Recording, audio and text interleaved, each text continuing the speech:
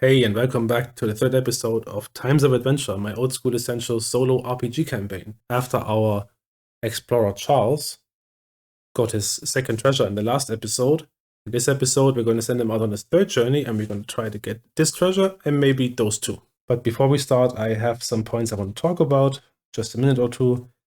And the first one is I made an index card for Charles, so we see what's going on with him. He's still level 1. He gained 1,407 experience. From the treasure he found, the treasure was worth 28,150 gold, 23,000 gold of that in gold coins, the rest in gems.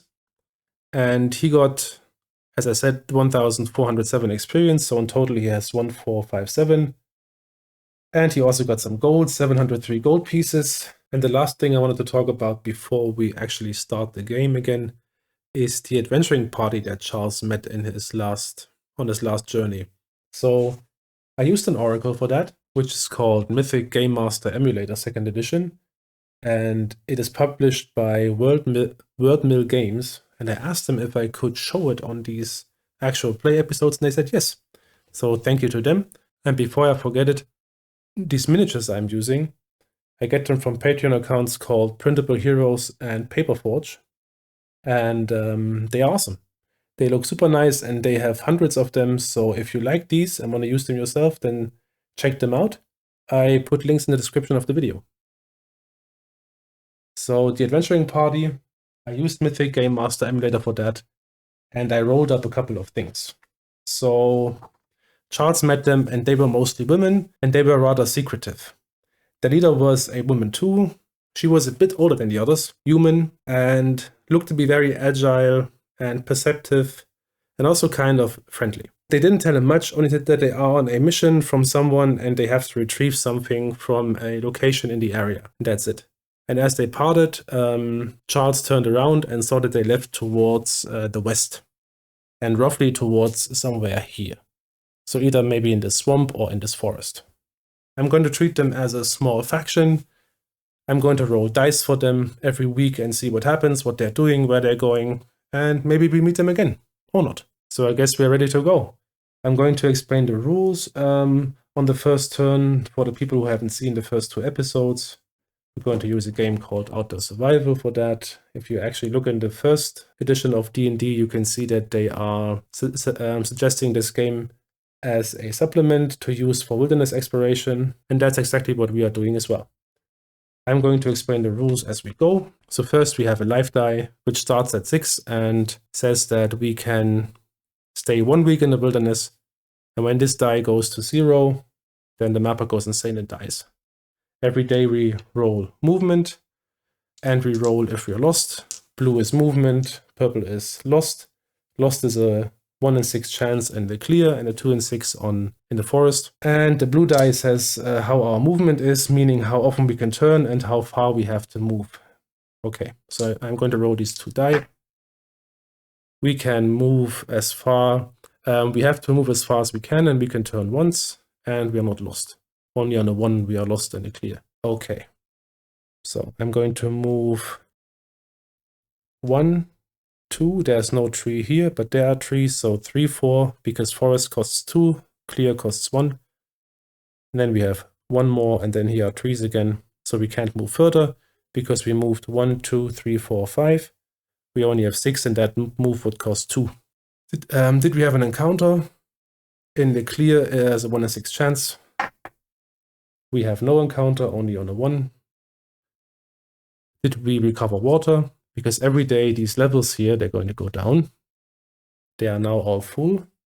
Water level is how much water we have. Food level is how much food we have. And every day they go down, but you can roll a d6 every day and see if we found water on our way. 1 and 2 is yes. We did not. So these levels go down, but the life level stays the same. That only changes if we go down 1 row or up. And that's the first day. We decrease the life die to 5. Movement die stays at 6. And we roll again. Blue is how we can move. Purple is if we're lost. We are lost. No, we are not lost. We're still in the clear.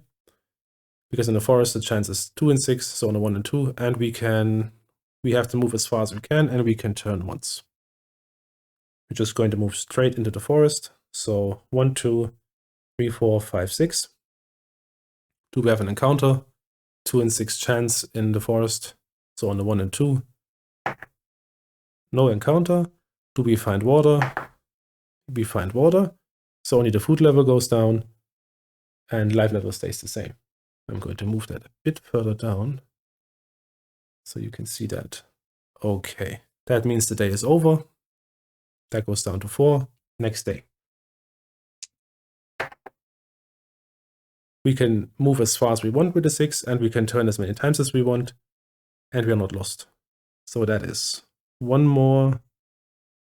Those are 2 more hexes. So 1, 2, 3, 4, 5, 6. We are on the treasure. Now, let's see if it's a special one, because there's one special one which will be 2 treasures combined. It is not. There's no plus on the back. Do we have an encounter? We have not. Did we find water? We did not. So water goes down 1 row. That goes down here. And so now the life level changes because the water went down. We can now only move 5 hexes a day. Or we only have 5 movement. I'm going to go to that safe house here. If we stay on that safe house overnight, then all the levels refill, they go up. We also get the movement back to 6. So we will go there, and then we will try and get these 2 treasures as well. Next day. That is day 3 now. All right. We're not lost, and we can only move in a straight line on a 1 and 2, and we cannot, yes, we cannot turn, and we have to move our full distance. We can only move 5. So 1, 2, 3, 4. And then this would be 2, so we can't because we only have 5 movement. Do we have an encounter? 2 and 6 chance. No encounter. Do we find water? No. Goes down. Food level goes down 1 row. That means the life level goes down to C, but we still have 5 movement. Next day. That is day 4. I'm now going to try and get on that hex. So a 3, 4, 5, 6 would be best or necessary to do that. Awesome. We are not lost, and we can move. We can turn once. So 1, 2, 3, 4, and now we are on that house. We can't move further. This is a forest again up here, and we only have 1 movement point left. Do we have an encounter? 2 and 6 chance. No encounter. And we don't have to check if we find water because now all the levels go up because we stay on that safe house overnight. The life die goes up to 6 again. Movement die 2.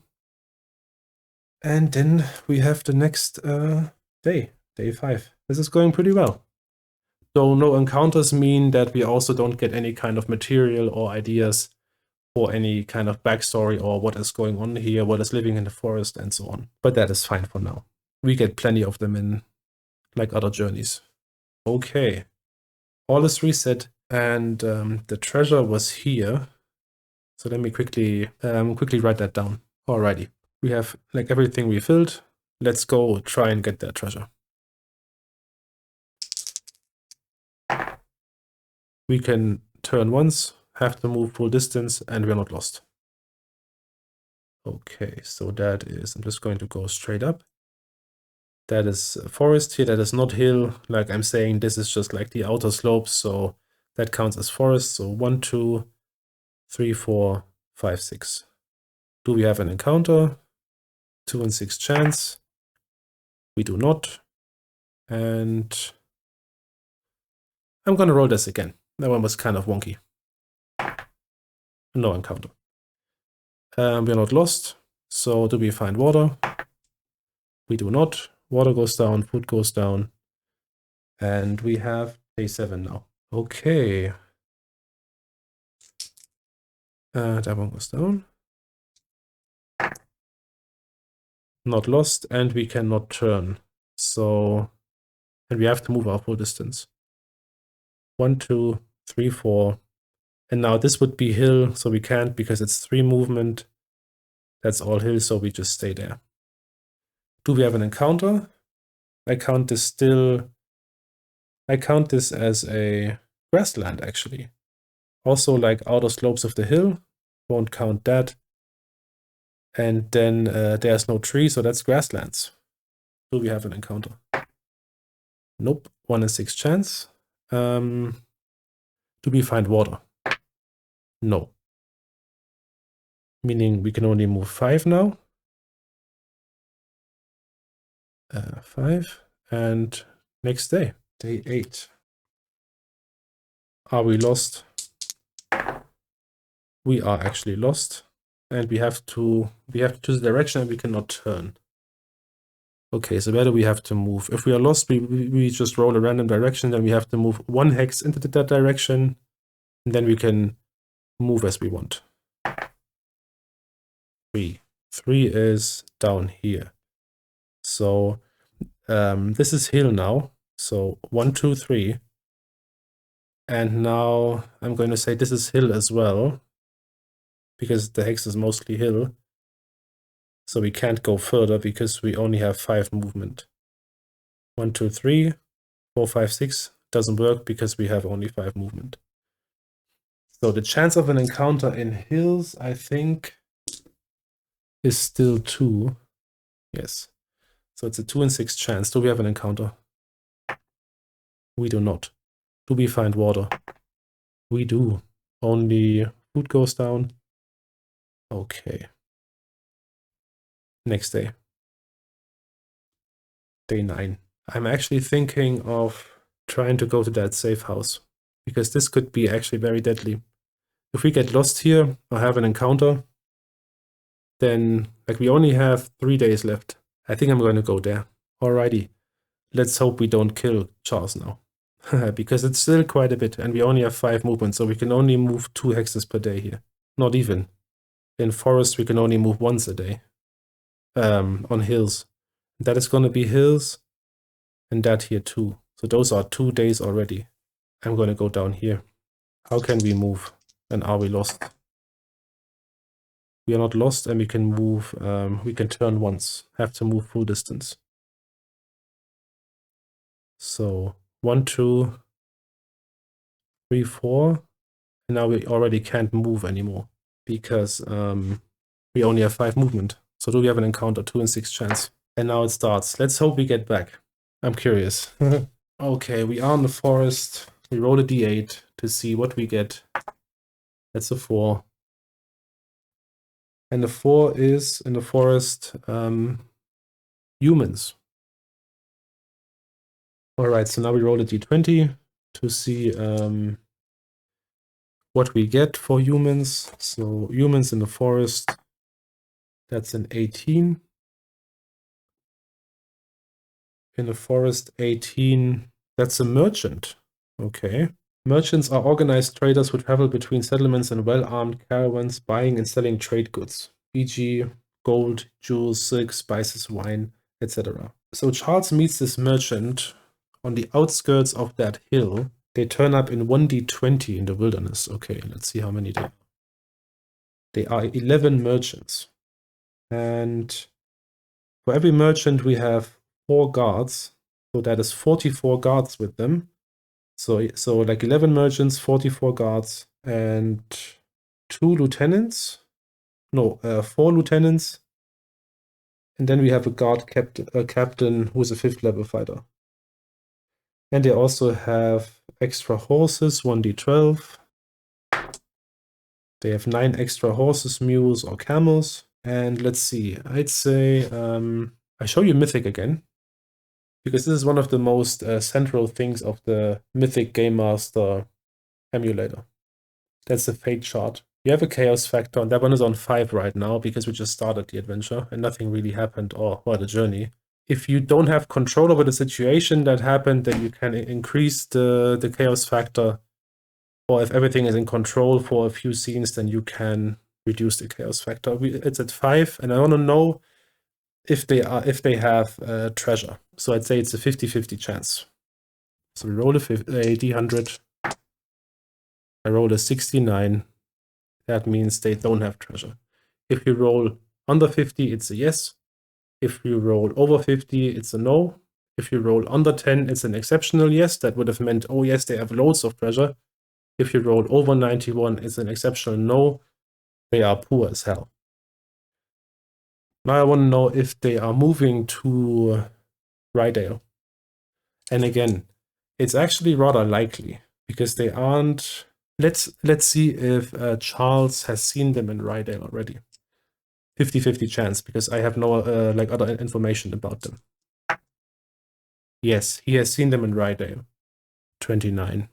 Alrighty. So it's very likely they are on their way away from Rydale to the northeast. So we say that is likely. So now 65 is that threshold for yes and no. Under 65, yes. Over 65, no. It's a 13. Okay. 13 is an exceptional yes. So yes, they are moving away from Rydale somewhere. Alrighty. I'm going to probably write those down as well, like the merchants. And maybe I roll for them as well if something happens to them on their way to wherever they are going. Alrighty. Do we find water? No. Food level goes down 1 row. That means we go to life level C and next day. Let's see if we can get to the house. Not lost, and we can turn once. Okay. So 1, 2, 3, 4. Can't move further. Do we have an encounter? 2 in 6 chance. Yes, there is an encounter. Okay. Forest table again. I roll a d8. That's 5. And 5 is humanoid. Forest 5 is humanoid. So that could be everything from humans to goblins to orcs, whatever. D20. We roll a 3. And the 3 in the forest for humanoid is a Cyclopes. Alrighty, so let's see if we are... And I actually forgot to roll for surprise because then Charles could have evaded the merchant, but it doesn't matter. Okay. Let's see if we surprise them. The Cyclops. 1 and 2 is surprise. Red is the monsters. No one is surprised. The next step is to see how many they are. Alrighty, in the wilderness they turn up in 1d4 numbers. So 1d4, it's 3 of them. Cyclops are 20 feet tall humanoids with a single central eye. Dwell in caves alone or in small groups, cultivate grapes and raise sheep. Alrighty, do we evade them? So we are faster than them. That means we get a 25% chance increase of evading them. And we are in the forest, which gives us another 25% chance. And that means that we are 1 person fleeing 3. So we have a 70% base chance plus 25 because we are... Oh no, we're not twice as fast. We are only 50% faster than them, I think. Roughly 50%. Actually, 33%. So that goes... So we only have the 25% from the forest, meaning we have a 95% chance to evade. D100. Everything up to 95, lower than 95 is an evasion. That's a 72, so we evade. Are they in their lair? I'm just going to take the chance for hill giants, and they have 25% chance because there is no entry for Cyclops. Alrighty, 25% chance. I rolled an 86, so they are not in their lair. This is the last day now, so let's hope we... Oh no, we had this encounter. Do we recover water? We do not. That means we can only move 4 hexes now. And let's see. If we get lost and we have to move up, then Charles will die. And we are lost. but we can move as we want. 3 and 4 are the directions we want. No, 4 and 5. Oh my god. That is good. So direction 4 is, that's 1, that's 2, that's 3, and that's 4. So we go 1, 2, and we roll the 6 so we can just stop moving. So let's hope that we don't get an encounter. And if we get one, that we are not chased off that hex. 1 and 2, chances on a 1 and 2. No encounter. Alrighty, that was close. That goes up to 6, all goes up to 6, that goes up to 6, and that as well. Goes up to 6, they all go up to the top. Hey, it's me, Patrick. During editing of this video, I realized that it will be quite long, so I decided to cut here and continue in the next episode. So I'd say thank you for watching, and if you liked what you saw, then hit the thumbs up and subscribe to the channel. And see you next time where we continue Charles's third tour. Bye bye.